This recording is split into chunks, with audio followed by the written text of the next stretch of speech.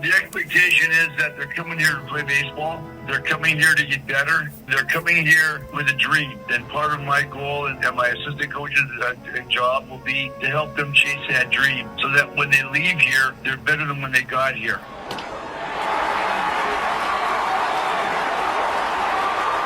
Welcome to episode 331 of Alberta Dugout Stories, the podcast. I'm Joel McFarland. It's been a while since we last had a one-guest episode, but when an Alberta coaching legend like Ray Brown stops by, you absolutely have to roll out the red carpet for him.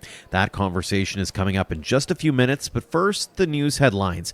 Calgary's Michael Soroka made his second start since coming back from injury, and he was solid once again, this time against his former club.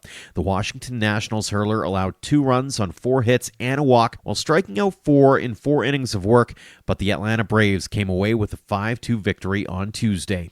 Dogs Academy and Okotoks Dogs alum Tristan Peters has been added again in the field with the AAA Durham Bulls. And the pitch from Joe Boyle is hit pretty well at the right center, giving chase is Peters low across as well. Peters dives out, and he's done it again!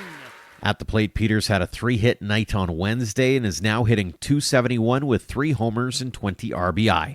A bit of a dry spell for Matt Lloyd as he's picked up just 2 hits in his last 5 games. He's now hitting .293 on the season with 3 homers and 23 RBI with the AAA Memphis Redbirds.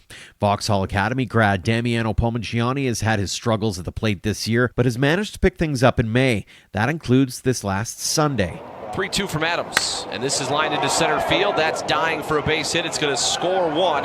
Here's the throw from Rodriguez, and it's going to not be far enough. It's cut off on the mound, and 2 runs are going to score, and this game is tied at 2.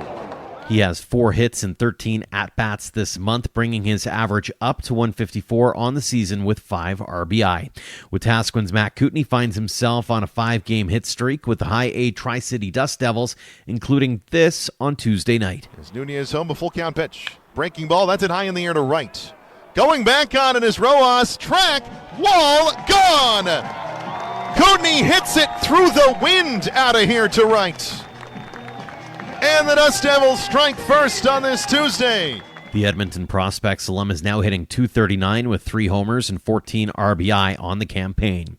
After a couple of rough outings to end April, Matt Wilkinson is back doing Matt Wilkinson things. In his last 2 starts, Tugboat has allowed no runs on 4 hits, 4 walks, and 11 Ks in 9 innings of work with the High A Lake County Captains. He's set to pitch again tonight, if you happen to be listening, on Thursday when this episode drops. And we'll wrap up our trip around the pros this week with former Dog Mason Guerra, who's having himself a time with the Single-A Augusta Green Jackets lately, including a 2-homer game on Tuesday. That's hit high and deep to left field. That's the equalizer. Mason Guerra clears the home run porch with his 3rd-round tripper of 2025. A mammoth shot ties the game 1-1. He's hitting .207 with 4 homers and 8 RBI. On to the college baseball scene, and we'll start in the CCBC, where the regular season came to an end this past weekend. Each Alberta team ended up playing each other for a doubleheader. It all started Friday with the University of Calgary Dinos taking 2 from Prairie Baseball Academy. Then PBA swept the Edmonton Collegiate Hawks on Saturday, and it all came to an end Sunday with the Hawks taking 2 games from the Dinos. All told, the University of Fraser Valley took the regular season crown with a 21-11 record, followed by Okanagan College at 19-12 and PBA at 18-13. The CCBC World Series gets started today, being Thursday, with the final set for Sunday afternoon at Spitz Stadium in Lethbridge. Let's go stateside now, and things are starting to wrap up with regionals and conference championships before the College World Series season. And among the top 5 highlights from Prairie players this week, Nipawin's Kyle Fralick is the Canadian Baseball Network's College Player of the Week. He had 2 outstanding starts in just 5 days, allowing 2 runs on 11 hits while striking out 12 in 11 innings of work at the University of Texas at Tyler. He's 9-0 on the season with a 2.05 ERA in 12 appearances. Another Saskatchewan product, Carnduff's Carter Beck has been outstanding in his first season at Indiana State University. Over the past few days, he became the program's first player in 25 years to collect 10 home runs and 10 stolen bases in the same season. He's He's hitting .326 with 10 homers, 51 RBI, and 11 swipes. Staying in the land of living skies, how about the season Ethan Murdoch is having at Marshall University? He also belted his 10th home run of the season over the past week and is now hitting .267 to go along with 37 RBI and 4 stolen bases. And one more from Saskatchewan, as Saskatoon's Corey Waters was named the Region 9 Player of the Week after hitting .529 with 3 homers and 12 RBI for McCook Community College. He's now hitting .437 with 21 homers and has set the program record with 96 RBI and counting. And if that wasn't enough, he's also 4-3 on the mound with a 6.42 ERA, striking out 51 in 40-plus innings of work. And a shout-out to Vauxhall Academy grad Colin Fisher on being named first-team All-Conference at Midland Community College. The Ottawa native hit .404 this season with 7 homers, 63 RBI, and 12 stolen bases in 53 games. The Baseball Canada Junior National Team continues its Dominican Pro Academy Tour with games starting up this past Tuesday. They're taking on teams from the Blue Jays, Tigers, Astros, Brewers, Padres, Phillies, Mets, and Reds. The roster includes Albertans Easton Katura and Tay Thierman, as well as players who train here like William Labonte, Tim Piazantine, and Max Poirier of Dogs Academy. In the Baseball Alberta Elite League, the Red Deer Rangers have taken over top spot with an 8-3 record heading into this weekend's matchups. The Parkland Twins sit second at 7-4, while the Calgary Cubs have slipped to 7-5. The latest players of the week include Parkland's Garrett Ostapchuk, Weber's Arlo Brubaker-Plitt, and Easton Bell, Sherwood Park's Hunter King, and Zach Donovan of the Cubs. And a big shout out to friend of the show, Sydney Moore from Absolute Baseball Academy. She picked up her first Foothills Major Baseball Association victory with the Calgary Cardinals this past weekend in a 14-4 romp over the Twins. She went 5 innings, allowing 3 runs on 6 hits and a walk while striking out 3, and she did all of that on Mother's Day. A happy belated Mother's Day to all of the moms out there, and as always, if you have a news tip to pass our way, just as Tommy did with that nugget about Sydney, email us at albertadugoutstories@gmail.com, or you can always drop us a note on social media. Now on to this week's guest, and he really needs no introduction. The native of Shreveport, Louisiana, Ray Brown was drafted in the 60th round of the 1969 MLB Draft by the Kansas City Royals. He spent 4 years in their organization before being released, and in 1975 came to Alberta to play for the Edmonton Tigers of the Alberta Major Baseball League. He met his future wife, who is from Lac La Biche, and ended up staying long-term in our province. He's coached at virtually every level ever since, including a few stints in the Western Canadian Baseball League with the Edmonton Prospects and Fort McMurray Giants. Most recently, he was with the Edmonton Collegiate Hawks and the WCL's Edmonton Riverhawks. He's back with the Giants again this summer, so we thought it'd be a good opportunity to catch up with him and hear more about his baseball journey, coaching philosophies, and so much more. Here's our conversation with Ray Brown. Ray, thanks so much for joining us here on the show. You're welcome. Thanks for having me. Back for a second tour of duty with the Fort McMurray Giants. You're no stranger to this league, so how excited are you to be back in the fold? I'm anxious to get going. When I talked to Dutchie and I talked to Josh and I talked to Andrew, I said I can't wait to get going. I'm anxious to get back on the field and help Fort McMurray hopefully get back to the playoffs and maybe win a championship. What was it about Fort McMurray in particular that made you go, yeah, I want to go back, instead of looking at maybe some of the other options that might have been out there across the league? I like Fort McMurray. I like the ownership. Dutchie does a great job with the program. He's good to the players. He was good to me. It's the bad part about Fort McMurray. It's far. That's the only downside. The facility is great. The people in the town are great. It's a good place to be. Absolutely. And I mean, the league is growing leaps and bounds, certainly over the last few years particularly. What is it about this circuit that makes you keep coming back? Well, I still enjoy coaching. I enjoy being with the players who have passion and commitment. I like hopefully making a few tweaks in them so when they go home they're a little bit better. It's what I enjoy doing. I've been blessed that I've been able to do it for a long time, and the Lord's kept me healthy. And yeah, it's a lot of fun for me. I always say that the summer college ball experience up here is a bit of a melting pot. You got all kinds of players coming from different backgrounds, different experiences. So as somebody who gets to bring them all together in a community like Fort McMurray, what's your expectation of these players? What's the culture that you want them to envelop while they're up there? Well, if their goal is to become a professional player, it's to let them get a little bit of insight on how it is to be a professional player. Being to the park every day, being committed, being dedicated to chasing your dream, doing what's required, and giving the fans that you're playing for 100% of what they come to see. Looking at the roster that you have now, what kind of team do you expect to have come the end of May, early June? Well, Andrew does a pretty good job recruiting, and I've looked at most of the players he's bringing in. And on paper, we look pretty good. But unfortunately, you play the game on grass. Back when I was a kid, they always said the San Francisco Giants, when they had Mays and all those guys, they said they look great on paper, but they have to play on grass. And the Dodgers always seem to beat them. So when you get that kind of, I mentioned that melting pot, but do you have an expectation of them when they show up, as far as whether it's community involvement or whether it's sort of the mentality that they bring on the field? Is there a certain aspect of that you want them to encapsulate, or do you kind of take a look at what you've got and go, okay, we can build that team mantra around what they're already bringing? Well, the expectation is that they're coming here to play baseball. They're coming here to get better.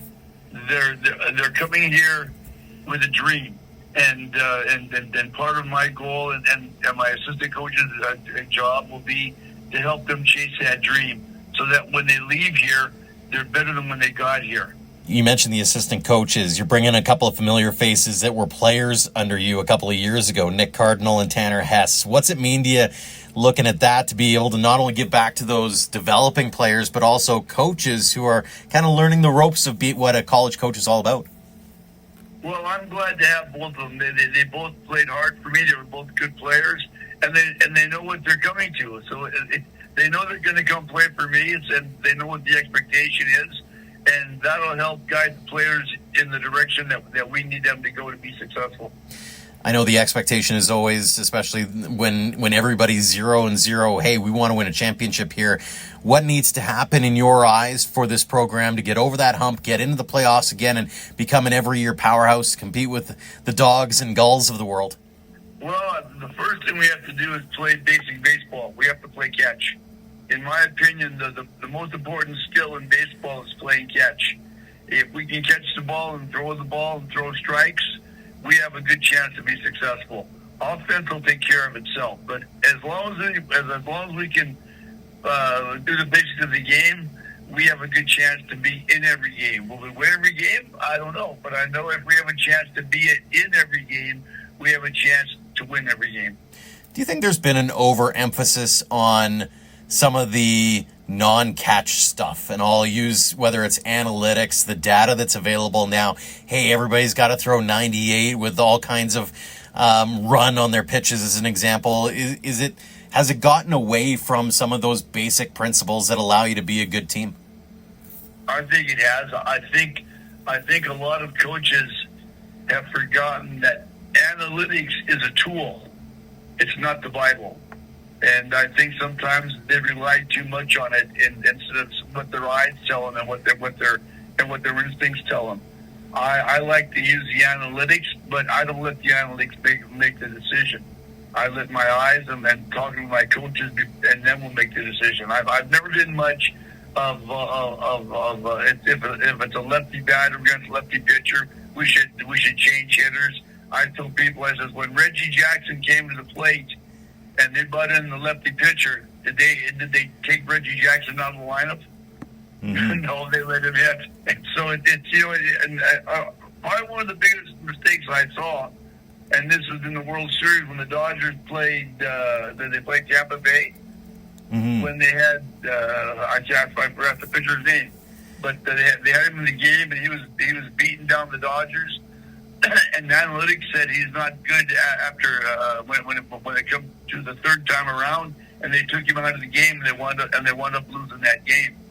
And I just don't think you coach with analytics. I think you use it as a tool, the same as is this guy a pull hitter? Is this guy up the middle? What does he do? And then play the game. You're speaking my language because I'm a Blue Jays fan, and I seem to remember a playoff appearance by Jose Barrios where he got pulled after 4 innings and he's throwing basically like 2-hit ball, and you're going, he's doing pretty well for himself. Why are we pulling him? And end up losing the game, and I'm again frustrated at the short playoff run that the Blue Jays have been on, but I digress. On that note, though, as someone who's coaching these young players, how important is it for you to get that message across that, hey, simplify your game, don't worry about what the analytics are saying today, maybe use it as a tool, but you make sure that you're feeling good and you're playing good and that all the essentials are there at the end of the day? Well, I think that's the most important thing. Like a couple of years ago, I was helping Jake Lanferman with the Riverhawks that play out of the West Coast League, and all these guys were looking at the computers they have there, and what's this guy throwing? I go, no. I says, your eyes tell you how good the breaking ball is. Your eyes tell you where he's pitching. I says, just go up there and swing the bat. Don't worry about, what's the spin rate of this? What I tell the hitters, I says, I don't need a gun to tell me what the spin rate is. I says, the hitter will tell me what the spin rate is when he swings through the ball and sends his butt down. I don't need you to tell me the guy's throwing 98 miles an hour. A good example of a pitching is a kid named Halen Noel who's played in both leagues. Halen's played in the West Coast League and he's played in the Western Canadian League. And Halen Noel was a good pitcher in both leagues. And he went through maybe 88, 90 miles an hour. But he could pitch. I'm a big fan of location. Locate the pitch, you have a chance to be successful. Do you think that is going to evolve back towards that? Another example that we've seen recently, Matt Wilkinson in Okotoks is now in Cleveland system and blew everybody away last year, and everybody's going, he doesn't have that overpowering stuff. It's like a 92 fastball, but man, it moves like nobody's business. Is that where we're getting to, is like it's location, it's about getting away from the bat from a pitcher's perspective? Well, it depends on the scout. I do a little scouting with the San Diego Padres, and we have a place in Las Vegas, and we're there during the early spring. I went to the Collegiate of Southern Nevada, and they were playing Central Arizona, where Wilkins was going to school at the time. Right. And we're at that game. They bring Wilkins out of the bullpen to pitch. He strikes out 9 guys in a row. And I'm sitting with a scout who I was working for at the time, and I said, Scott, this guy just got 9 guys in a row. He said, yeah, right, but the gun only says 89 to 90. I said, Scott, put away the gun. Let your eyes tell you what you see. He just struck out 9 guys in a row. Well, if I turn this guy in, they're going to kind of laugh at me, and I might lose my job. I said, well, that's too bad, but you got to follow this guy. Well, we didn't follow him. Cleveland did, and now he's pretty close to being a major leaguer. Amazing how your journey has gone, and I could go 1,000,001 different directions here, but I want to go back to the way back machine here. How did you get into baseball in the first place as a young boy growing up? I was 10 years old, and my brother and I were delivering papers, and the guy that we were delivering the papers for was a Little League coach. And he asked us if we wanted to go and play Little League baseball. And we said, yeah, we'll go play. And so we went to play, and I guess we were pretty good, and we made the team and we played.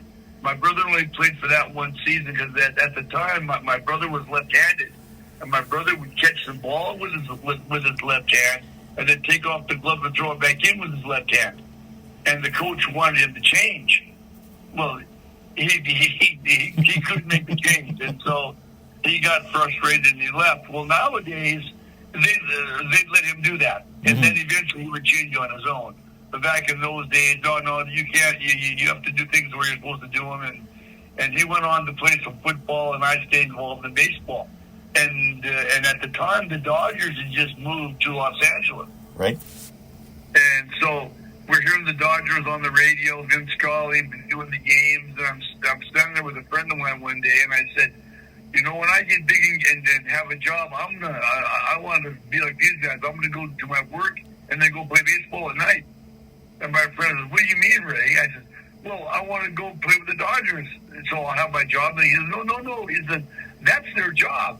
I said, what do you mean that's their job? He says, they get paid for playing. I said, they pay you for playing baseball? And so I said, wow, that's what I want to do. This was 1959. And so that's what I want to do. And I started following my dream. And luckily in 1969, I was drafted by the Royals in the 60th round, which nowadays I wouldn't be there no more 60th round. But I decided to stay in school. I went to Long Beach State for 2 years, and I signed with the Royals in 1971. Played for 4 years in their system. In 1975, I was released during the spring, and I knew I met Orv Branchuk when he was down at Long Beach State working on his masters, and he said, "You ever need a place to play? Give me a call." Well, I was released, so I needed a place to play. Gave him a call. Came up to Edmonton in 1975 to play for a team called the Edmonton Tigers that played in the Alberta Major League. Mm-hmm. We went and played in the tournament in Lac La Biche, and that's where I met my wife, Lynn. I came back in 76, got married, and stayed in Edmonton. Unbelievable story. Take us back, though, to the 70s. In 75, 76, you mentioned the Tigers. Paint us a picture for a moment of the Alberta Major Baseball League and what it was like playing in that circuit. Oh, the Alberta Major League would win the West Coast Collegiate League. It was a very good league. There was only about 5 teams in it. There was us, there was Red Deer, there was Barhead, there was Calgary, and I can't remember if Lethbridge had a team or not. But there was 4 or 5 teams in the league, and it was guys like myself. There was a guy named Pete Duncan from Red Deer. Pete Duncan played with we put together in the Royals organization, and this guy he could pitch and this guy could hit. He went to the university. He went to Washington State University, where he was an All-American third baseman. The Royals drafted him as a third baseman, and they made him a pitcher because they had just drafted a guy named George Brett in 1971. Little known guy. Didn't have much of a career. Oh, man. And so there was, it was a very good league. There were a lot of guys in that league eventually got to the major leagues. But yeah, it was a competitive league. It was a good league. We used to play during the week. So if we had a Wednesday night game in Calgary, we'd have to leave here around 4 o'clock to get there in time for the game, then get back after the game and go to work the next day. A lot different than senior baseball is nowadays. Kind of what you were aiming towards when you first started dreaming about baseball. All of a sudden, it came reality.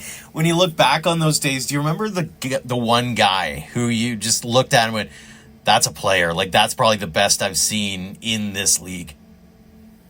Well, there were a lot of ex-pro guys in our league, but one guy that played in our league, and I met him in 1976, was a guy named Randy Gregg. Mm-hmm. We all know who Randy Gregg is. And so he was 19 years old, and he wanted to come play senior men's baseball.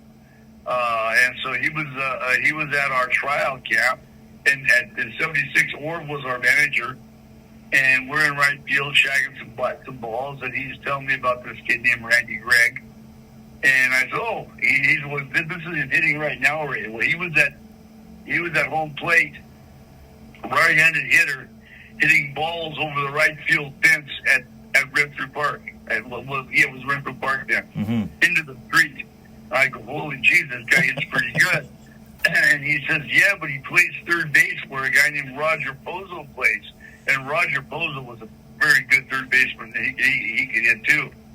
And as another ball goes over the fence, Orv says, "So where are we going to play him?" And as I watched the ball fly over the fence, I said, "Orv, wherever he wants." And so in 76, Randy was a rookie with us playing for the Edmonton Tigers. He could hit, he could field. He was a very good player. And it's in my opinion, and Orv's opinion, he should have been a team captain player. He was that good. And he goes on to a pretty good hockey career after all said and done anyway. So that life worked out pretty well for him, for sure. After the playing days were done, you obviously get into coaching, and you've accomplished a lot over the course of your career. When you look back on it, you've got Baseball Alberta awards, you've got a lifetime membership award. As a guy who moved here in '75, when you look back on it, what are you most proud of as you look back at all these years of coaching? I'm very proud of the influence that I've had, especially in the Edmonton area. When I first came, there wasn't a lot of daily baseball. I think I might have been the first coach to have daily practices and play more than 2 games a week. And so we had guys like Gordy Gerlach, who was a Team Canada guy, coached a little bit with the Oakland A's. We had a guy named Doug McPhail, who was a Team Canada guy. A guy named Lee Nade, who played a few years with the Expos. A guy named Gordy Graves, who could just hit. He could hit. He should have been a Team Canada guy also. So and then we've had a guy. We had Sheen Bromley, who now runs development for Baseball Alberta. Mm-hmm. So a lot of guys came through that program that are now involved in baseball. I was talking to Jake Lanferman the other day. We were talking about some players, and I said, Jake, that guy played for me. Jake stepped back. He says, Ray, who hasn't played for you? I go, well, I guess a lot of guys have. So it's, I think the influence that I've had in Edmonton has made the baseball what it is today. When you look back at the guys who were involved and the way programs are being run, there's lots of development baseball because I think we changed the path to make it development baseball. Where did that drive to change things come from? Because it could have been really easy for you moving up to a new country and kind of just assimilating yourself into the community of Lac La Biche, or moving into the Edmonton area and just kind of being cool with the status quo. What made you go, hey, let's change things up a little bit. Let's make things a little more baseball centric around here? Well, because I don't think I've ever played the game just to play the game. I've always played the game with a drive to be the best that I could be. And fortunate for me, I had some very good coaches when I was in high school and junior college and university. Played for a guy named John Herbal in high school, and this guy was a baseball guy. Played for a guy named Joey Hicks when I was at Long Beach City, again, a baseball guy, and I played for John Gonzalez at Long Beach State. All 3 of those coaches demanded the work ethic to be the best that you could be.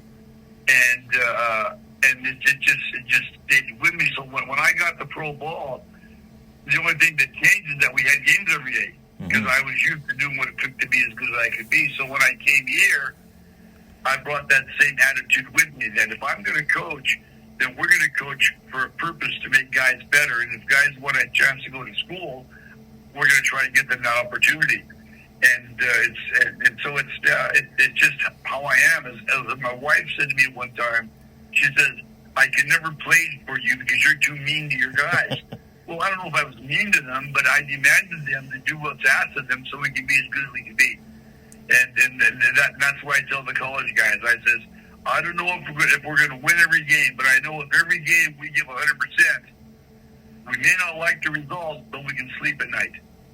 And that's how I live my life, and that's how I coach the teams I coach. It's a great way of looking at it. In recent history here, you've coached in the WCBL, not with just Fort McMurray, but now the name change to Edmonton Prospects. I want to ask you about a couple of guys who've had some pretty good success in the pro ranks already. When I see the name Eric Zabrowski, what comes to mind for you? Good kid, worked hard, good two-way player. He came to the park to be as good as he could be. He never had any problems with Eric. He was driven to be a professional player, and he after 2 surgeries, there he is. He's in the major league. I think he's hurt right now. I think he's on the injury list right now. But he put in the effort, put in the work, and I think once he got into pro ball, he changed the gear and got a little better at that, to do the things he needed to do to be successful. Did you know at the time, as you're coaching this young kid, that he had something special going on? Oh yeah. But he wasn't a high velocity guy, but he could pitch. He challenged the hitters. He was a strike through who challenged the hitters. He competed. Mm-hmm. The other name that comes to mind out of that little era there was, among many others, I think, Matt Kootenay, Wetaskiwin boy as well. What do you remember of his time as a young prospect slugger? When we first got him, he was a shortstop. And so we played there a few games, and I said, Matt, I think you have to go play third base or first base. Because he didn't have enough range to be a shortstop. Mm-hmm. He could field the ball, but he just couldn't make the plays you need to make to be successful. And worked a little bit with his hitting. We tweaked a few things. He had a good season for us, and he went back to school, and the rest is history. He got a chance to play.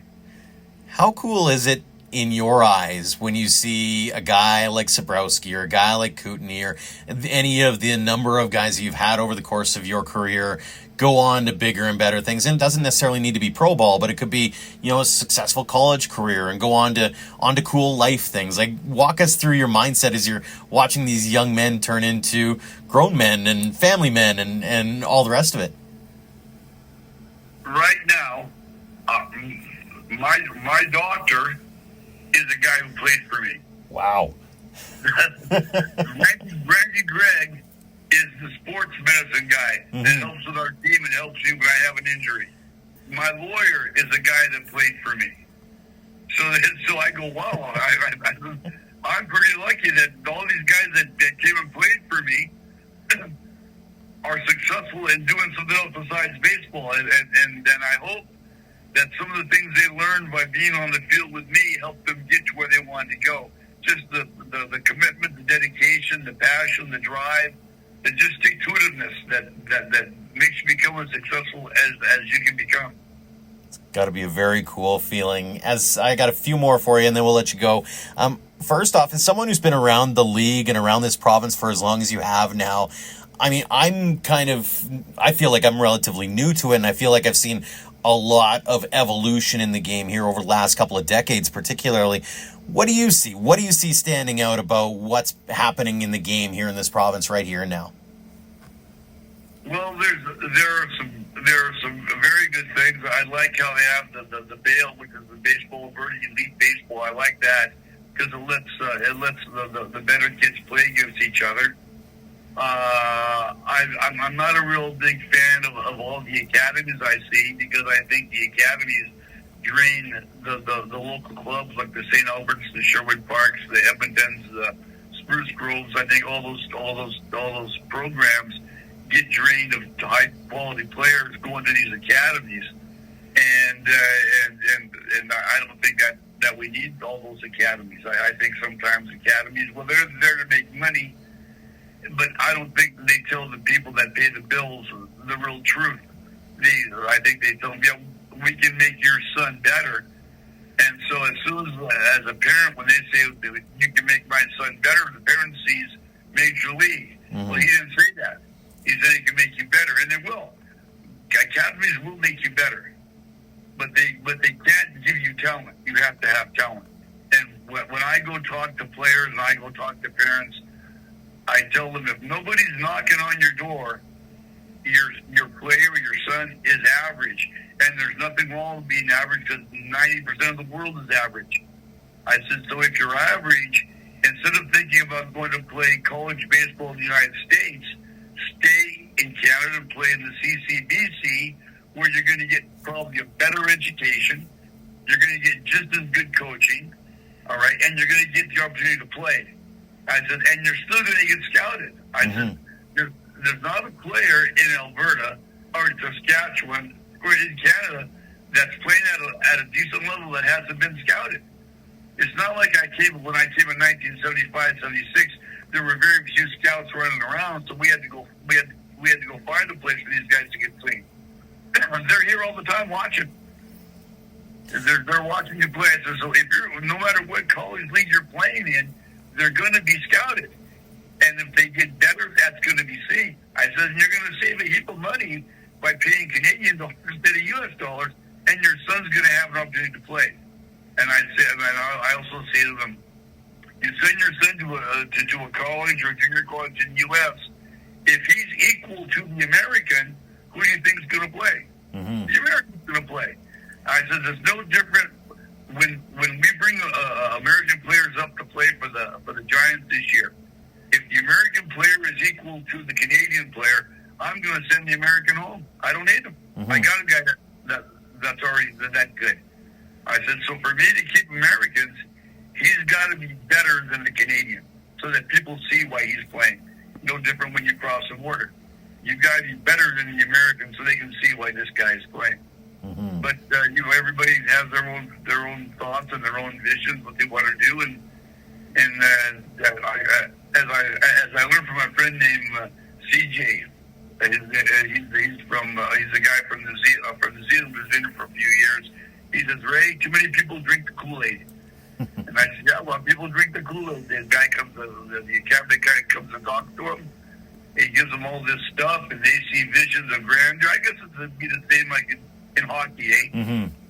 They'd say, oh, he'll be in the NHL in 2 years. And in 2 years, he's doing something else. You guys just don't. You need ability. You need talent. I always say I can coach talent, I can't teach attitude. And that's something that it sounds like that rings very true in your mind as well. As you need to be able to be coachable as well as have a little bit of talent on the side. That's right. If you're coachable, there's every guy that plays in the major leagues is not outstanding. There are some very average guys in the major leagues who get there through hard work, dedication, and doing the little things that coaches look for. The little things that coaches look for. Mm-hmm. And some of them make pretty good careers.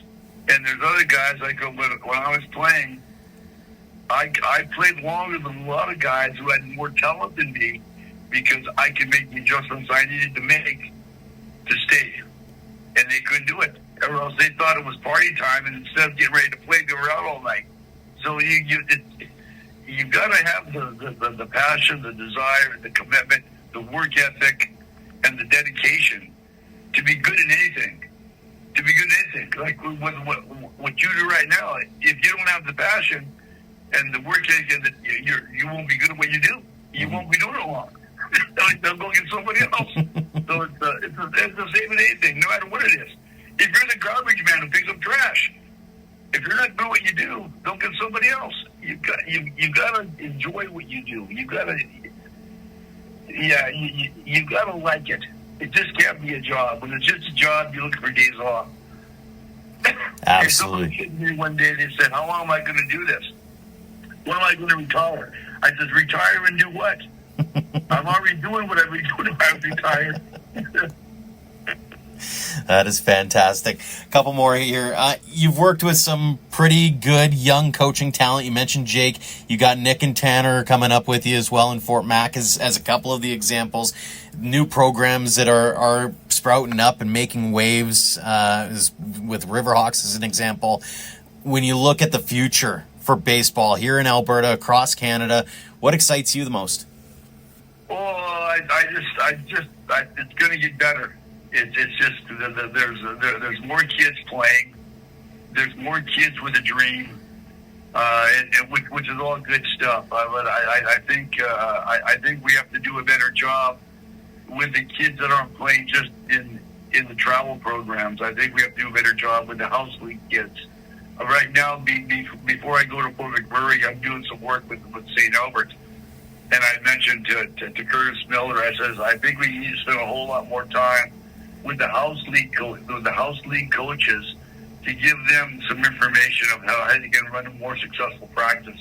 I said, so maybe some of those kids will eventually be playing on the rep teams. And if they're going to play on the rep teams, they need to know what they need to know before they get there, so they're not behind the kids who've been in the rep programs. Mm-hmm. So I think we have to change that a little bit, so that no matter what, whether you're house league or rep, you're getting quality coaching. Coaches, that's our job. Not just, and there's nothing wrong with dad coaches are great, because without dad coaches, a lot of these kids wouldn't play. But we have to give dad coaches a little more information on how to run a structured practice, on things to look for when they're running their practice, so they can help make their kids better. Mm-hmm. Some great stuff. I can go on for days with you, Ray. One final question. It's one we ask everybody here on the show. What does the game of baseball mean to you? Wow. It's been my life for 66 years. It's given me, it's given me a lot of stuff. It's given me something to do. It's given me a passion for life. And I'm so lucky that my wife, Lynn, is also a sports well, she likes sports, and she likes baseball. She goes to almost all the games, and my daughter likes baseball, and it's made me. I've met a lot of people that have become my friends and some acquaintances, but I've been a blessed man. I've been a blessed man. Well, we've been blessed to have you on for half an hour and could go on for a full 3 hours, I'm sure. But I'm not running Joe Rogan's podcast, so I don't have to worry about that.